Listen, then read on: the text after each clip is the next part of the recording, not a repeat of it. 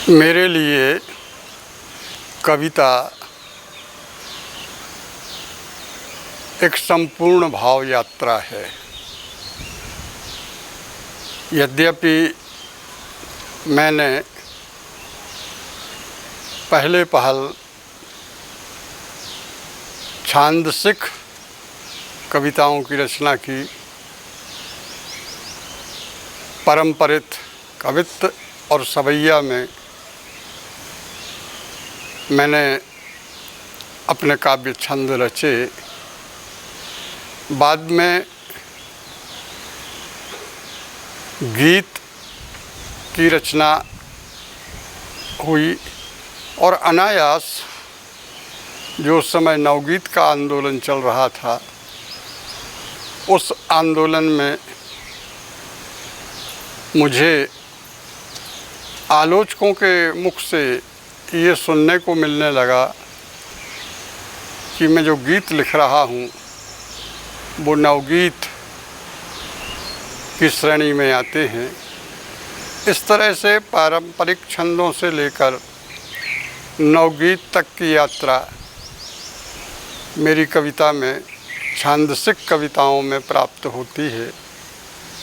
इसी के समानांतर मैंने मुक्त छंदात्मक कविताएं भी रची हैं। ये कविताएं भी लगातार छांदसिक कविताओं के साथ लिखी जाती रही हैं। अब मैं ये नहीं कह सकता कि कविता का माध्यम मुक्त छंद हो या छांदसिक रचना विधान हो, दोनों में भाव भूमि की पृथकता नहीं हो पाती है, क्योंकि रचनाकार तो एक ही है, उसके संस्कार भी एक ही हैं। इसलिए मैंने जो मुक्त छंदात्मक रचनाएं की हैं वे भी उसी तरह से उन्हीं विषय वस्तुओं से संबंधित हैं जैसे नवगीत या गीत रचनाएं हैं। मैं आज कुछ अपनी ऐसी मुक्त छंदात्मक रचनाएं सुनाना चाहता हूँ जिन रचनाओं को मैं निरंतर गीत के साथ लिखता रहा हूँ। ये रचनाएं मेरे धरती के अनंत चक्करों में और पृथ्वी का प्रथम स्नान शीर्षक पुस्तकों में प्रकाशित हैं।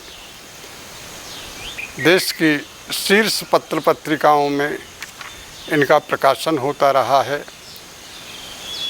तो आपके समक्ष मैं प्रस्तुत हो रहा हूँ इन नई कविताओं के माध्यम से। पहली कविता है कविता का जन्म। जब भाषा बहती है नदी की तरह, धरती की ऊंची नीची सतहों के रेशों को काटते, तभी कविता का जन्म होता है। जब भाषा बहती है नदी की तरह, धरती की ऊंची नीची सतहों के रेशों को काटती, तभी कविता का जन्म होता है। बिल्कुल पसीने की तरह माथे पर छलछला आती है, दोपहरी की सिकन के साथ सिलाई मशीन पर झुकी औरत से बार बार टूट जाता है धागा, तभी चुपचाप निकल पड़ते हैं शब्द पसीने की नदी की तरह कविता बनने के लिए। बिल्कुल पसीने की तरह माथे पर छलछला आती है, दोपहरी की सिकन के साथ सिलाई मशीन पर झुकी औरत से बार बार टूट जाता है धागा, तभी चुपचाप निकल पड़ते हैं शब्द पसीने की नदी की तरह कविता बनने के लिए।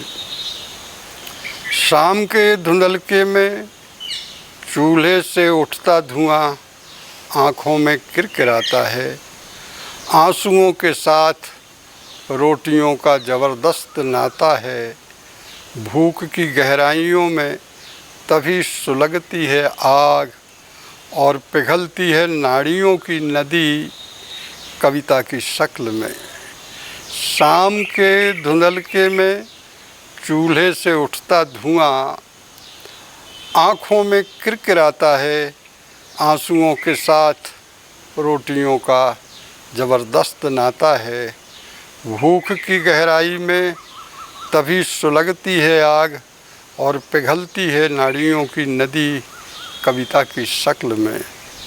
सुबह सुबह जब लोहार पीट रहा होता है लाल लाल लोहा और उड़ती चिंगारियाँ देने लगती हैं चेहरों को हथियारों का ताप, तभी भीतर से निकल पड़ती है लावे की नदी लहराती हुई कविता की महिजोर भाषा की मानिंद। सुबह सुबह जब लोहार पीट रहा होता है लाल लाल लोहा और उड़ती चिंगारियाँ देने लगती हैं चेहरों को हथियारों का ताप, तभी भीतर से निकल पड़ती है लावे की नदी लहराती हुई कविता की मुहजोर भाषा की मानिंद। कविता की भाषा बहती नदी होती है। नदियाँ यदि सूख जाएं तो धरती का क्या होगा। कविता की भाषा यदि बहे ना नदी सी तो आदमी का क्या होगा।